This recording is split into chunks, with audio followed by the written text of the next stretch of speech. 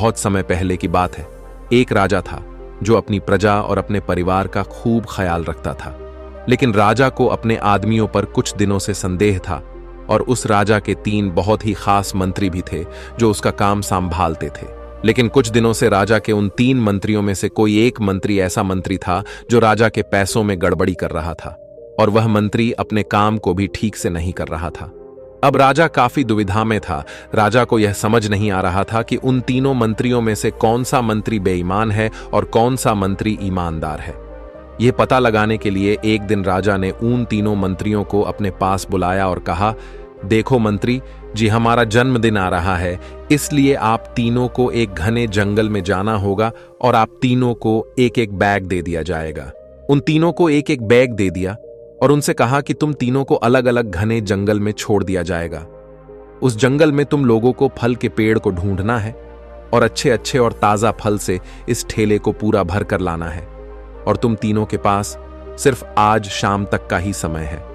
राजा के कहे अनुसार वो तीनों मंत्री को जंगल में छोड़ आए। उसके बाद वो तीनों मंत्री जंगल में आ गए। उसके बाद पहला मंत्री बहुत ईमानदार और मेहनती था, तो उसने राजा के लिए बहुत सारे अलग अलग और अच्छे और ताजा फल से अपने ठेले को पूरा भर लिया। लेकिन उसे यह सब करने के लिए बहुत मेहनत करनी पड़ी। उसने अपना काम पूरा कर लिया था।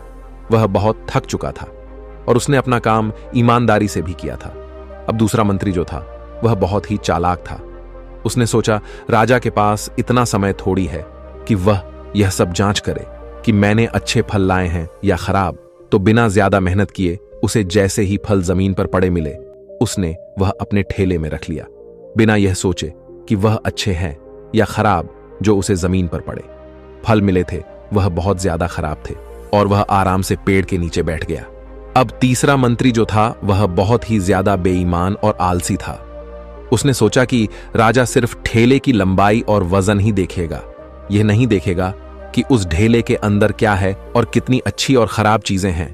तो उस तीसरे मंत्री ने बिना कुछ सोचे समझे अपने ठेले को सूखे पत्तों और कुछ छोटे छोटे पत्थरों से अपने ठेले को भर लिया और वह भी पेड़ के नीचे बैठ गया और शाम होने का इंतजार करने लगा।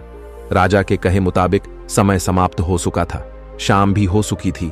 अब वह तीनों मंत्री भी एक साथ अपने अपने ठेले के साथ राजा के महल में वापस आ गए। राजा ने देखा कि वह तीनों मंत्री जंगल से वापस आ गए हैं, तो राजा ने उन तीनों मंत्रियों के ठेले को खोलकर देखा नहीं कि उसके अंदर क्या क्या है, और उसने उन तीनों मंत्रियों को अलग अलग जेल में 1 महीने के लिए जेल में कैद कर दिया। राजा ने सिपाहियों को यह आदेश दिया कि इन तीनों को 1 महीने तक खाना नहीं दिया जाएगा और यह तीनों भी 1 महीने तक वही फल खाएंगे जो इन तीनों ने जंगल से अपने ठेले में भरकर लाए हैं। और उन तीनों मंत्री को राजा ने जेल में कैद कर दिया। तो जो पहला मंत्री था जिसने अपने ठेले में अच्छे और ताजा अलग अलग फल अपने ठेले में जमा किए थे, उसने जेल में 1 महीना आराम से गुजार लिए, अच्छे फल खाते हुए जो उसने खुद जमा किया था। उसके बाद जो दूसरा मंत्री था जिसने बेकार और खराब फल अपने ठेले में रखे थे, उसे वही बेकार और खराब फल 1 महीने तक खाने पड़े और वह उस जेल में ज्यादा दिनों तक टिक नहीं पाया और बाद में वह खराब फल खाने की वजह से बीमार पड़ गया और उसकी तबीयत खराब हो गई। अब जो तीसरा मंत्री था जो बहुत ही बेईमान और आलसी था, जिसने अपने ठेले में सिर्फ सूखे पत्ते और कुछ छोटे छोटे पत्थर भरे थे, क्योंकि उसके ठेले में खाने के लिए कुछ सूखे पत्ते और कुछ छोटे छोटे पत्थर ही थे, तो वह 1 महीने के लिए क्या खाता।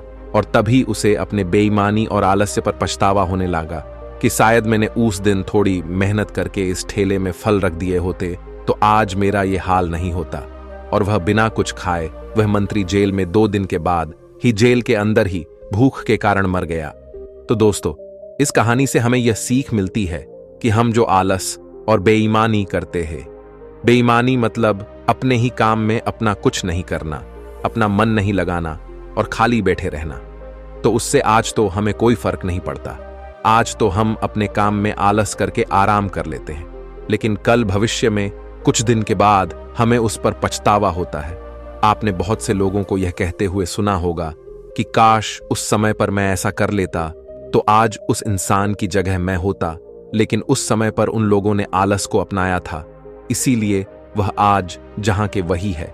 और जिसने मेहनत को अपनाया था वह इंसान अपनी मंजिल में आगे बढ़ गया तो अपने काम के साथ बेईमानी और आलस्य बिल्कुल भी मत करो। उसके बाद तो हमें पछतावे के अलावा और कुछ भी नहीं मिलता।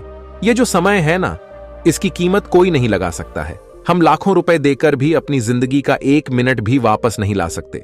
इसीलिए इस समय का सही उपयोग करो। समय की एक अच्छी बात है और एक बुरी बात है। अच्छी बात यह है कि हम उसे किन चीजों में गुजारते हो, यह हमारे हाथ में होता है। और बुरी बात यह है कि समय गुजर जाता है और सभी के पास दिन में 24 घंटे होते हैं, गरीब के पास भी और अमीर के पास भी। बस यह हमारे हाथ में है कि हम उस समय से क्या नया कर सकते हो। तो अपने एक एक पल का हिसाब रखो कि हम उन्हें किन चीजों में गुजार रहे हैं। तो अगर आप इस कहानी को और भी लोगों तक पहुंचाना चाहते हो तो इस वीडियो को लाइक करो ताकि वीडियो को और भी लोगों तक पहुंचाए। दोस्तों, आपने आज के इस वीडियो से क्या सीखा वह मुझे आप कमेंट में बता सकते हैं। इसी के साथ में उम्मीद है कि आपको आज की वीडियो पसंद आई होगी। तो इस वीडियो को उस इंसान को शेयर करें जिससे यह कहानी सुनने की जरूरत है और उसी के ठीक बाद चैनल को सब्सक्राइब करें। तो चलिए फिर मिलते हैं ऐसी एक और नई वीडियो में एक नए मैसेज के साथ। तब तक के लिए अपना ख्याल रखें। धन्यवाद और नमो बुद्धाय।